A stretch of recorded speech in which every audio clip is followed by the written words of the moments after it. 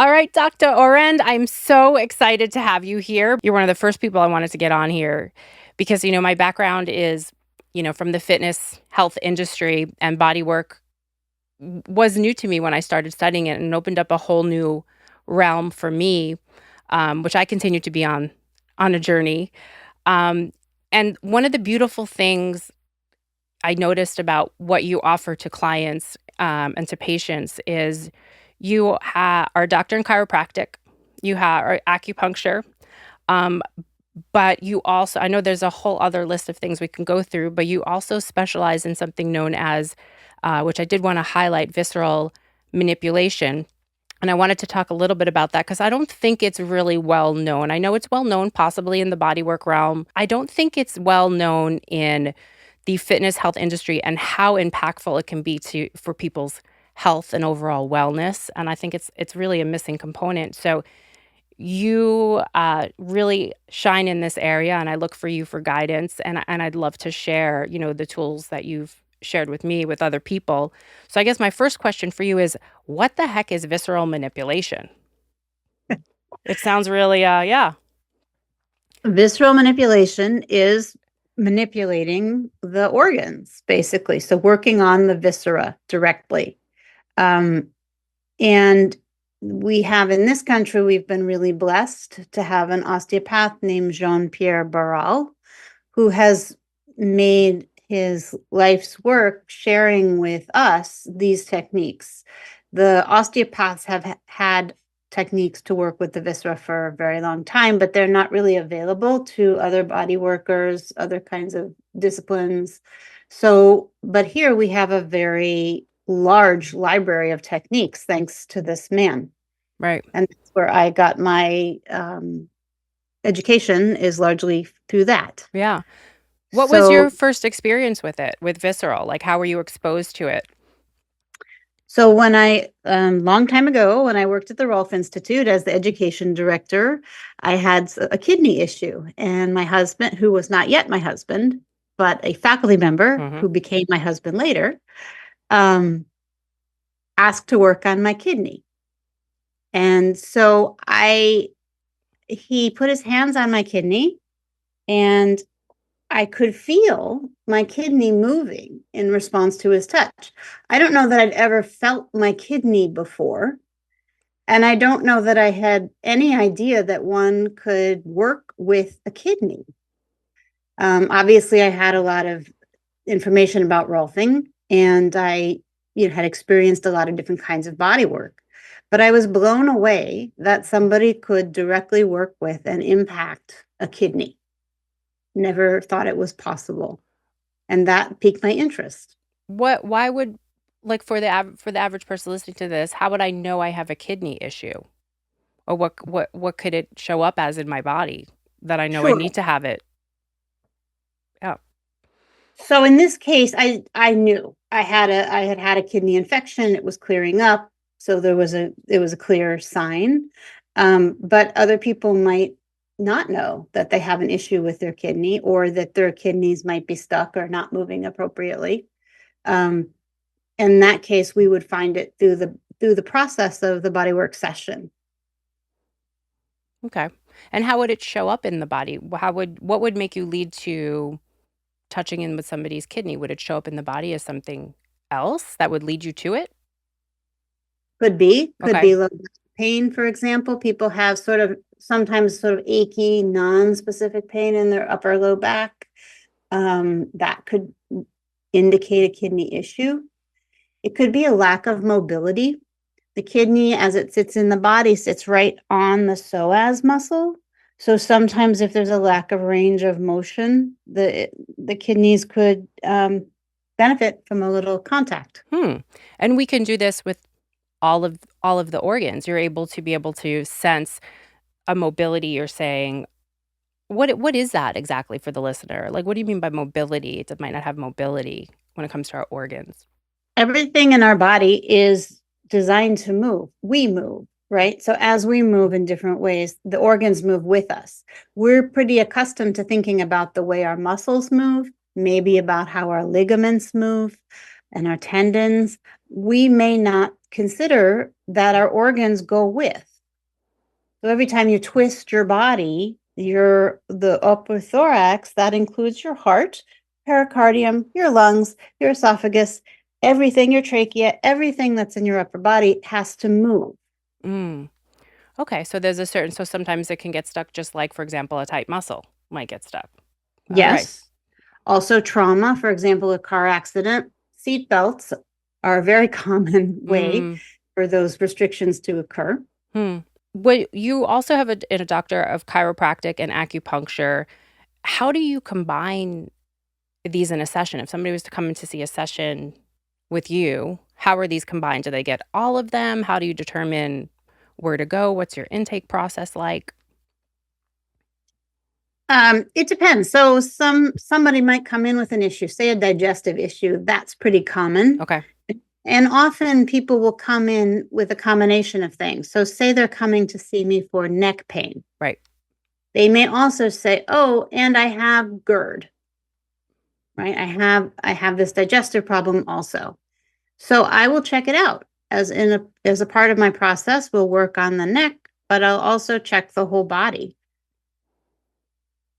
There's a technique that's pretty important that Jean-Pierre Barral, again, shared with us, which is called the general listening. I don't believe he coined the term. It's the general listening, where we put our hand on top of the head and we find the restriction in the body that's giving us the most information at that moment.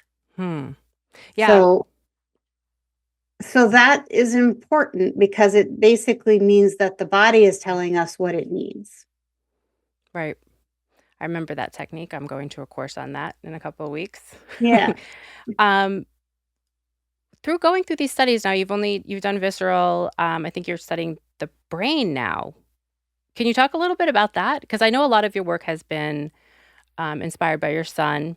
I know we've talked about that. So you've gone into neuromanipulation, visceral manipulation, and the brain manipulation, or is it called something else? Yeah. Okay. What does that? And that sounds so fascinating. Do you want to talk a little bit about that and what you're doing? Sure.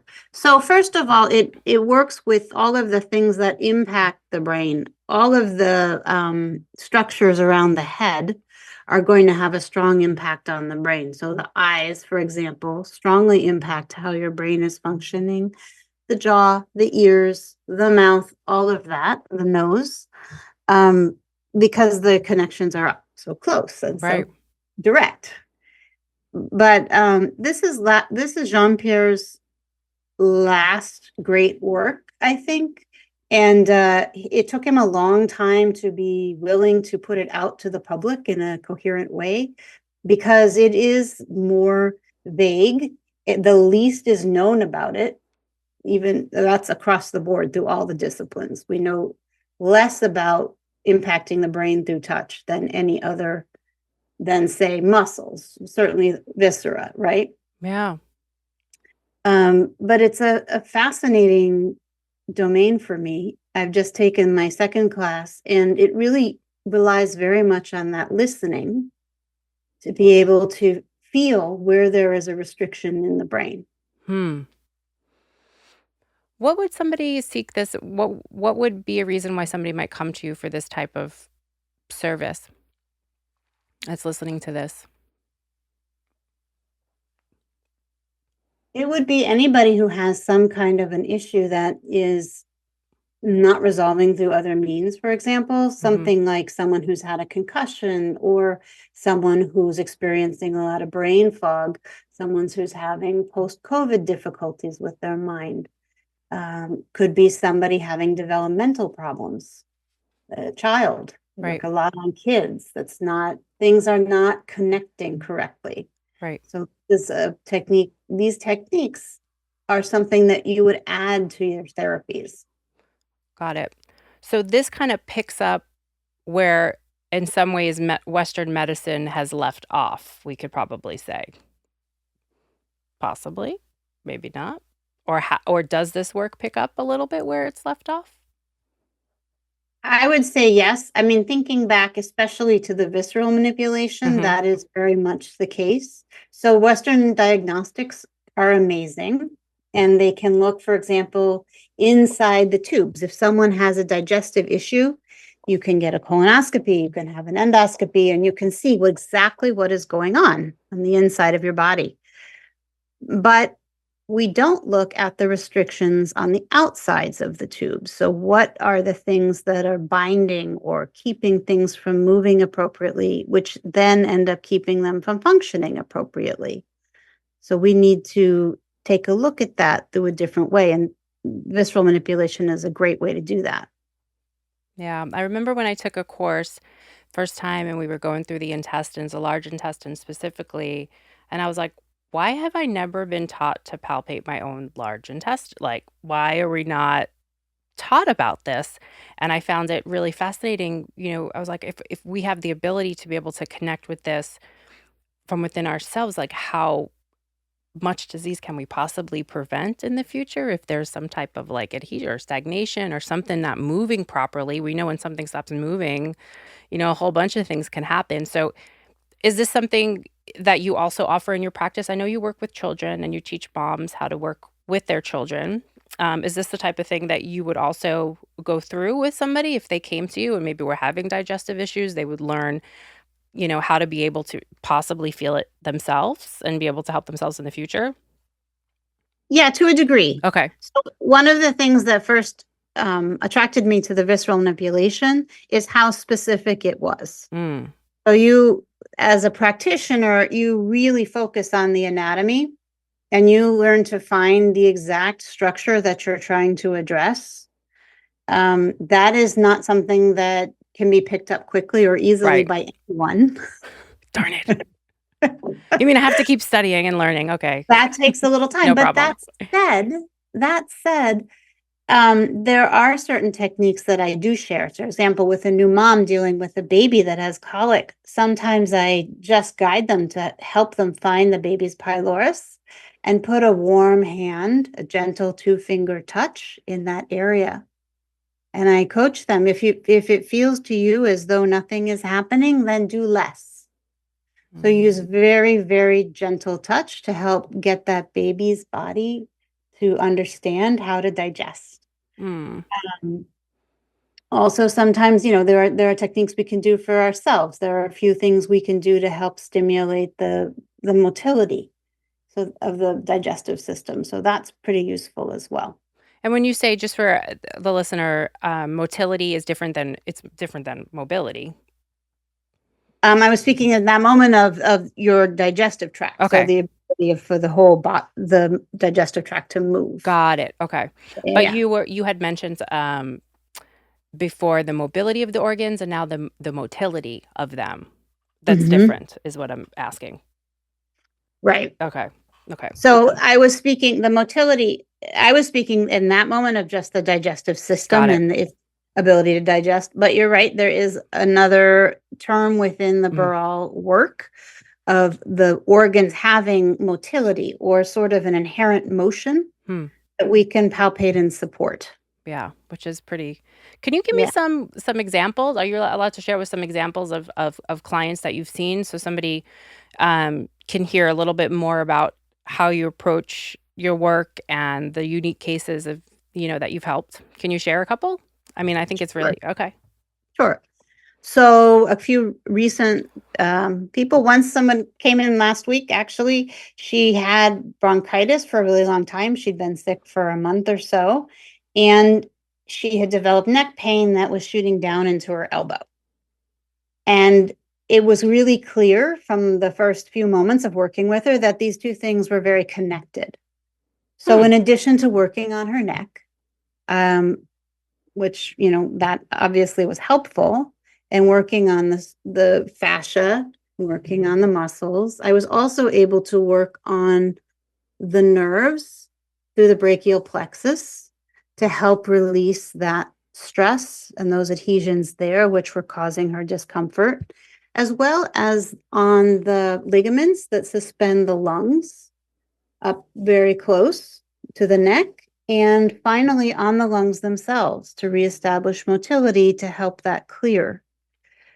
Also to stretch the bronchia out a bit. So that's an example of how I intertwine the techniques that I know to help somebody with a problem that's sort of mixed, right? Not Right. just structural, not just visceral, but combined. That's so somebody has neck pain, hearing wow, working on the lungs.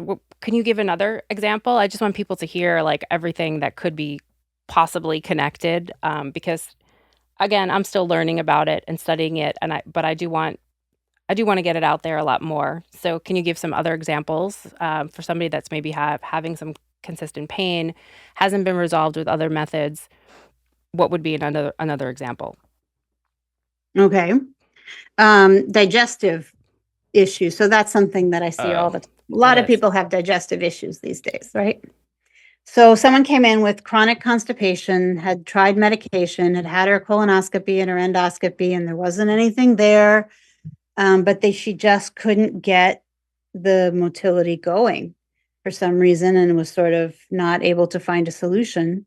So we worked on I did the listening, and it took me to the liver. And it turned out that by doing some fairly direct manipulation on the liver, lifting it up, allowing for some space, and then also working on the ligaments that suspend the liver and the large intestine, we were able to get things moving again. And her problems took a few treatments. I think it took 3 in total, but then everything picked up, digestion starts moving again. Yay. Yeah, you And it, actually helped me with that. I never had. I'm not going to go into it, TMI, but pretty incredible. Water, food, everything, just touch, right? Just getting things moving. How do you combine all? Is there a way that all of these uh, components work together, like acupuncture, chiropractic?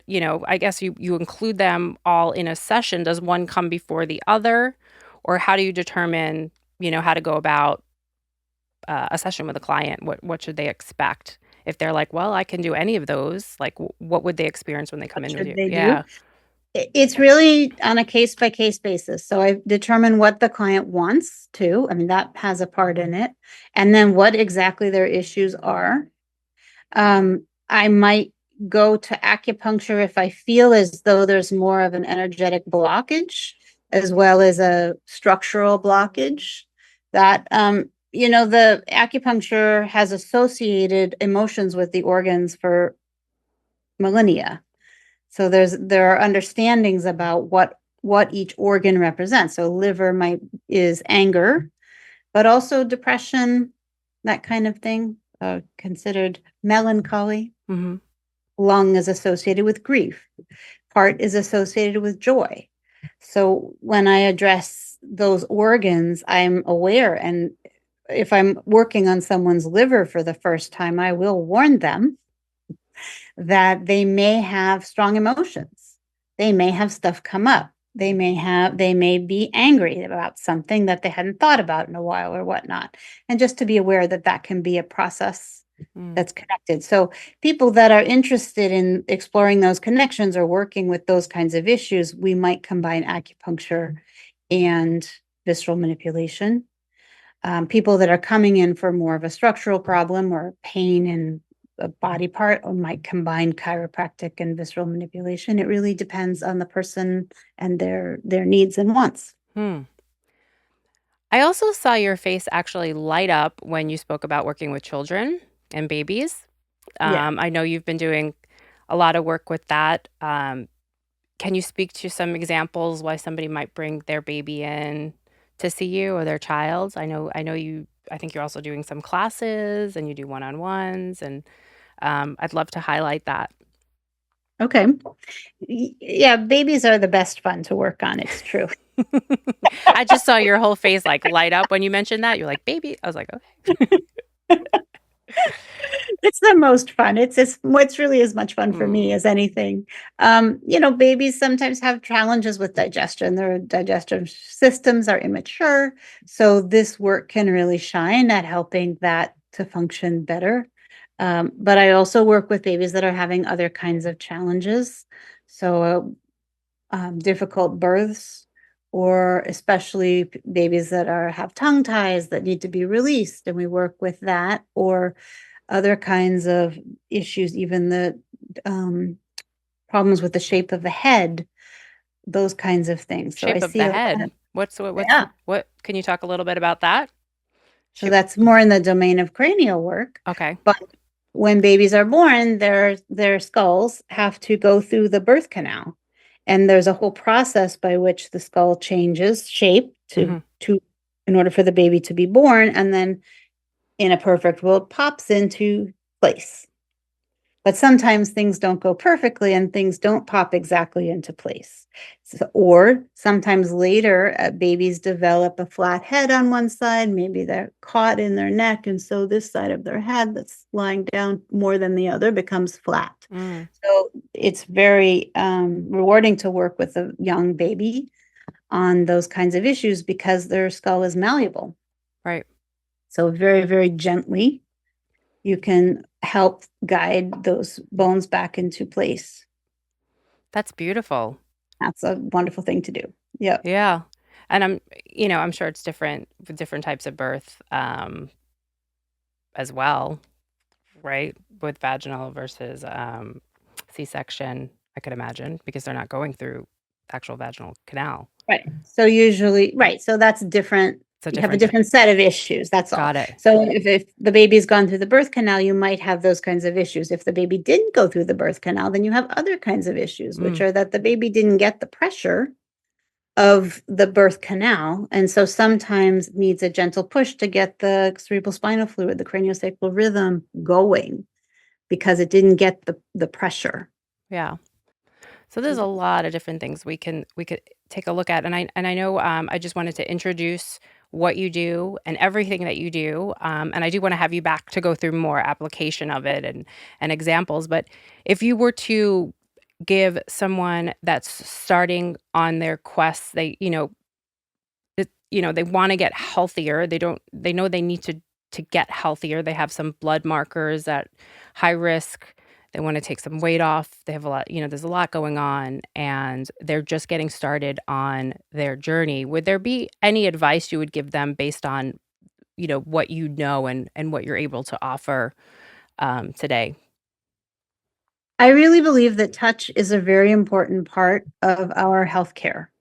So I know that I have benefited immensely from having different forms of touch therapies throughout my life. And I think that often it is overlooked. Um, we take our supplements, we do our diets, we do our exercise. All of those things are super important. But having that input come into our bodies through someone else's intelligently designed touch is phenomenal. Yes, it is, especially by you. How does somebody get in contact with you, in the meantime, before until we get you back on here? Let's say they wanna explore this, some of the things you said resonated with them. They can contact you and schedule through your website, which I will have in the show notes. Okay. Anything else they should keep a lookout in regards to, getting in contact with you or wanting to schedule sessions? You do virtual sessions? Um, you do? Sometimes I do. Okay. My work is mostly touch based, Right. but sometimes I will do a consultation online, and that's totally fine. Okay. Um, and I'm on Instagram at Okay. Orend Arts. Awesome, and then I'll have it in the show notes, as well for everyone. Thank you so much. So excited that we got this information out there and to see your beautiful face and to get your services out there to everybody, and thank you for your time. Yeah, thank you. Okay, I'll see you in a little bit. All right. Bye-bye. Bye.